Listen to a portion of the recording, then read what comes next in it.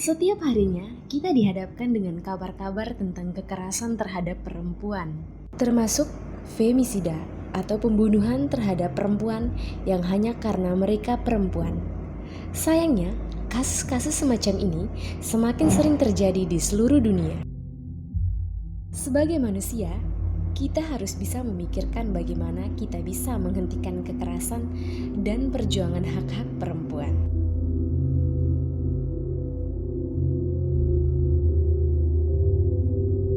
Ini tidak bisa dibiarkan terus terjadi.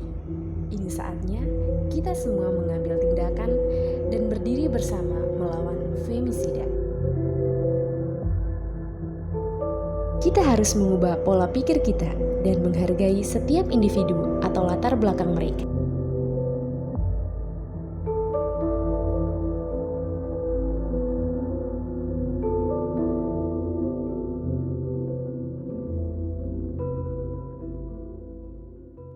Namanya Diana Russell. Dia adalah seorang penulis sekaligus aktivis feminis asal Afsel yang fokus pada studi soal kekerasan terhadap perempuan. Pada tahun 76, ketika bersaksi di pengadilan, ia meluncurkan kata femisida, tetapi saat itu belum ada definisinya. Seiring berjalannya waktu, definisinya pun ditemukan, yang artinya adalah pembunuhan berdasarkan gender yang menargetkan perempuan. Femisida dianggap menjadi spektrum kekerasan yang paling tinggi terhadap perempuan. Riset memperlihatkan femisida bisa muncul karena disebabkan banyak hal, mulai dari tercorengnya kehormatan, ketidakmampuan ekonomi, hingga gender yang mereka bawa. Alasan ini terangkum dalam deklarasi Wina yang berisi total 11 faktor penyebab femisida. Femisida mulai muncul pula di Indonesia. Data Komnas Perempuan menyebutkan angka pembunuhan perempuan Indonesia selama 2018 sampai 2020 cenderung tinggi. Data terakhir memperlihatkan bahwa femisida banyak terjadi di ranah personal. Mayoritas femisida dilakukan dengan agresif maupun sadisme. Pada tahun 2020, femisida banyak terjadi lewat pemukulan. Sebanyak 27 kasus dilakukan dengan tangan dan benda-benda, lalu ditusuk, dicekik, hingga dijerat.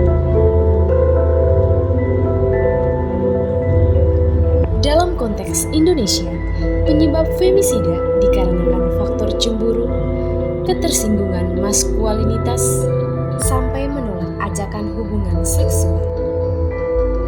Tidak cuma di Indonesia saja, femisida juga dijumpai di belahan dunia lainnya.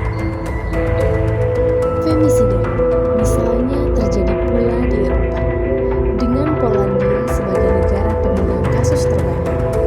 Filipina juga mengalami hal yang sama. Kekerasan terhadap perempuan termasuk femisida meningkat 63% selama pandemi. Kawasan Amerika Latin mungkin menjadi tempat femisida tersebut.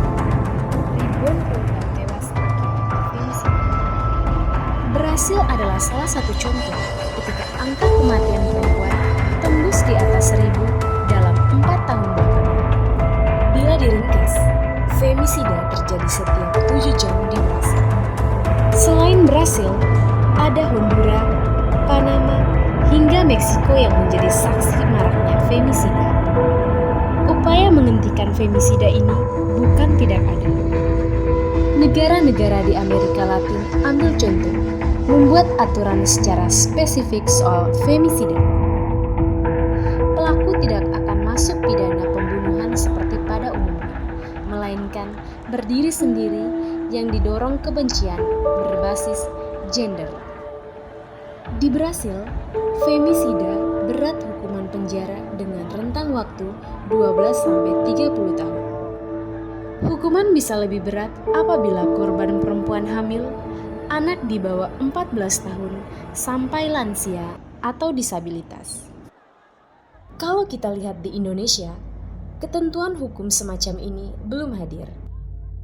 Pembunuhan menargetkan perempuan masih masuk akal dalam kerangka pidana pembunuhan pada umumnya.